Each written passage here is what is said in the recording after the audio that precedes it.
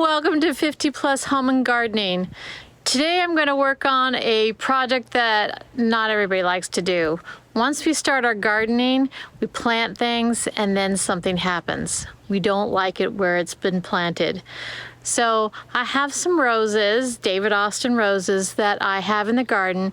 They didn't work out. I had them in the south garden, and then I put them in the Williamsburg garden right next to the door, and that was convenient. But then we decided to put them in the back part of the Williamsburg garden so we could enjoy them. They were a little bit too tall for what I had in mind. And so I'm gonna move them again. So let's get started. Today I've got 3 roses. Okay, 1, 2, 3. And we are gonna move it all the way up to right next to the dirt that is filled with those buckets. So I've already dug the holes. Here's hole number 1. If I need it bigger, I will. Hole number 2 and hole number 3.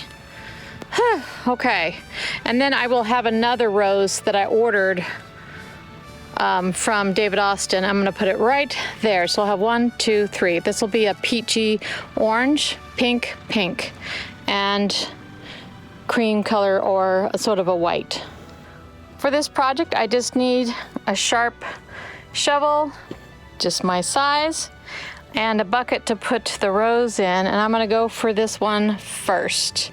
This is the Emily Bronte. It's really tall and it's gonna go right there.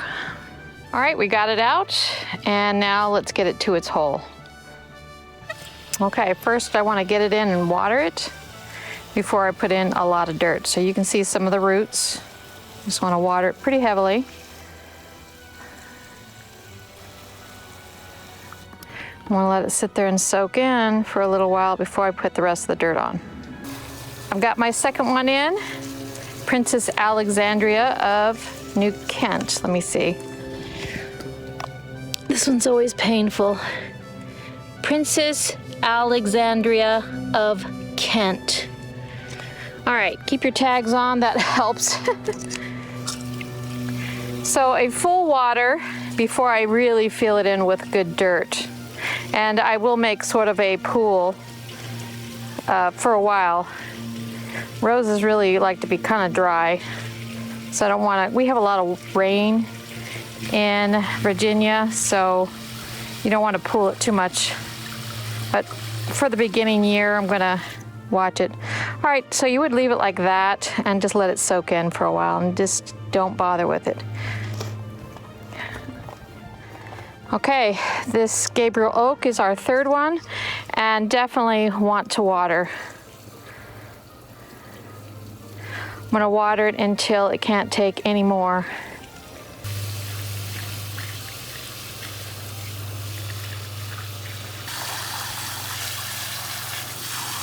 And so now I want to make sure that all of these nodes on a rose is going outwards, because if it is going inward, it's going to make a mess in here, and I don't want that. So every one of these, you see that this one is going out. So the last one, this one is going out. This one may have to be, I may want to, let me see. Well, I may have to work on this one because this one's going that way, which may be okay. And this one is going straight up. That'll be fine. So you just want to make sure most of the roses that are, the new leaf is, the last one that you pick off is the one that is going to go in the direction that is facing. So that's facing out, so we're good. Anyway, so it's already soaked in, and I'm going to give it another water. A lot of water in the beginning will give the roots that I just tore up good coverage, and also get all that water, the dirt to blend in with the roots. You want it to get down pretty deep. And then I will put the rest of the dirt. So a little bit of this dirt, maybe a gallon worth of dirt, I brought from the old hole, so it can like its own environment. This one has pretty good drainage, but I'm gonna let it wait, let it seep in, and then I'm gonna add all the rest of the dirt. Before I put mulch on, I am going to put an organic matter of bone meal, which is the center number. So you have 3 numbers. This is the nitrogen, that's the first number.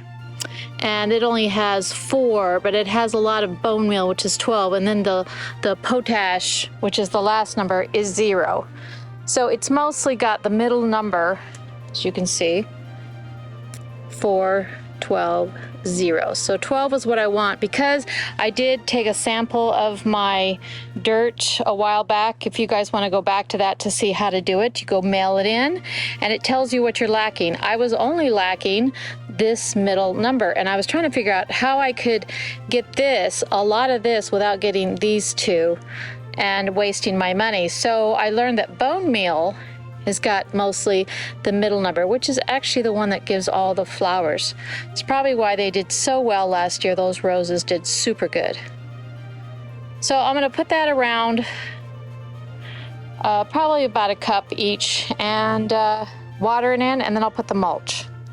Okay, I put the bone meal in and I'm going to make sure it's thoroughly run through, and then I will put mulch on.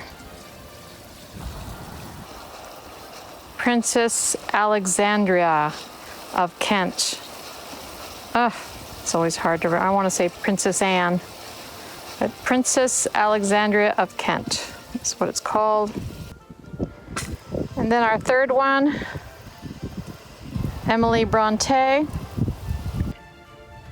Okay, we've got the 3 roses out, and now look, you can actually, from the ha-ha wall, those roses are not going to block the view. Jeffrey's really liking to see the Williamsburg garden all at once and let the fence be a little bit of the room. These roses can stay because they're smaller. Those are Italianized. They're going to get about 3 feet. More of a shrub style. So there's 1 rose, 1 rose, and 1 rose. And when I get another one, it's going to go right there. All right, there's Emily Bronte. This still needs to be fixed. This will be another patio section of brick that I had, and it's the last bit. There's another rose right there. That is Princess Alexandria of Kent and Gabriel Oak. So I'm hoping that that one can handle it. If not, I will move it right there and these 2 will be together. But the new rose is going to go right here. One thing I want you guys to know is if you have all your perennials cut back, it's a great time, especially if you know where they are, to paint a fence. There's no way I'm going to get this painted with the rose bush in the way, getting thorny. I've cut them back pretty good. Get that paint in now in March on a dry day, on a warm, dry day. Once all the perennials come in, it's going to be really hard to paint. My David Austin rose came today. Oh, look at this. And I am going to put it outside. So how did I pick this rose? Well, I went through all of the books that I have from David Austin roses, and I wanted a peach style. Is that not pretty? And it says it's good for health, which means in our area we get black spot because we have so much rain. This is good for me. So I try to get things that say good health. That just means they're immune to some diseases. Here's another beautiful picture of this that I saw in another magazine. So it is an English shrub rose, and you can see it says best for flowering, so it's going to have a lot of flowers, best for health. So it's going to resist some diseases. 5.5 by 5.5 graceful semi-double flowers of a pleasing apricot are produced from the ground upward and are held in large heads of up to 15 nicely spaced blooms. It's gonna be so pretty. This is another one of my roses. This is Princess Alexandria of Kent. Here's another rose I have, Gabriel Oak. Some really pretty pictures.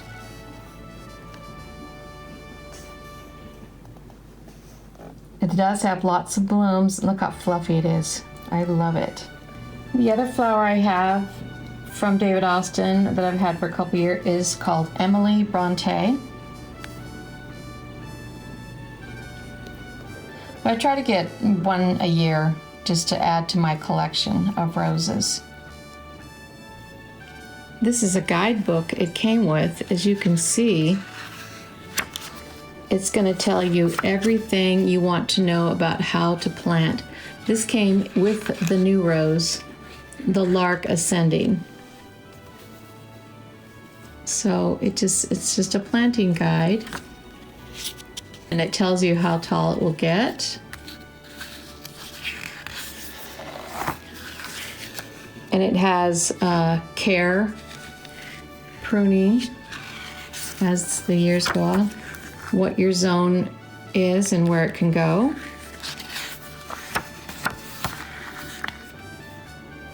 And this is a calendar of feeding and just pruning and different things. So this is a neat little book. I love it. So they have different, like this is Midwest. This is for me, Southeast. And I'll just follow this. So they have different regions if you're in California and the lower Midwest. So I actually really love this. This is really a neat book. This is new. I've never gotten a planting guide, so this is really, really fun. So this is the tag, and I've already put it in, and I did everything in the instructions, and now all I'm gonna do is fertilize with this bone meal, just around the edge. And now I would water that in, and I would look on the guidebook to see when I need to fertilize again. It says spring, and then I'll try to see if there's another time that I need to do it. Actually, I need this white fertilizer just to show you that there's something there. But there's one there, that's Gabriel Oak. That's the Lark Ascending. And that one is Princess Alexandra of Kent. And then over here by the bird bath is my Emily Bronte. So all my roses are in this area. I may put another one here later on, and maybe one back there. Let's see how big these get in the summer. I can't wait to see it. So we're done with this project, and I absolutely love it. Now I'm fixing this up, and this is the rest of the Williamsburg project, but I wanted to wait until I got all the roses in, and then we're going to fix up this hill. I love it. As far as other roses I have, this is the rose that I got from Food Lion, the ones that you put inside the house, and then when it's got no more blooms, I put it outside, and it's doing really well. And then these three are from Proven Winners, and these are called Italian Ice. So they're looking really good. You know, I always forget about this one. This is a rose bush that was here when I got here. It's a climbing rose, a small climbing rose. It probably goes only about 8 feet. And it has beautiful red roses on it, and they just bud out to like these little beautiful skirts. I absolutely just love this one, but it's just starting to bloom out its leaves. After I planted the roses, I decided I needed some sort of a baseboard, bricks, or something to block. This is kind of a hill, and it goes up about 6 to 7 inches. And so I put these boards here temporarily in front of the walk that I just did. So I just put those bricks in, and we just put some boards around here, and I may stain them walnut just so they just kind of blend in with the brown. And I can't really paint them right now because it rained, and as you can see, I want it to dry out before I stain it. So I'm gonna leave them there. It's gonna be sunny for a couple of days, and I'll stain it that dark walnut. I am gonna probably make this go out to here, come down and meet with this. And then I'll fill in mulch and all that stuff, but I think I'll put a pot right here. So you can see with some rocks around there, And me finishing up this all the way down to here, this is gonna look pretty nice. And like I said, the board will just disappear because it'll be brown. Let's look at it from this angle. So this is the starting of the Williamsburg Gardens. So right here, this is the start. That path goes up to the back 40. This is the little Williamsburg area. Come up here, and do you see how that would just be brown? So you can see with just a little bit of work, some creativity, and fun, you can have the garden that suits you and is fun to do. Keep moving, keep gardening, and stay creative. And I'll see you next time.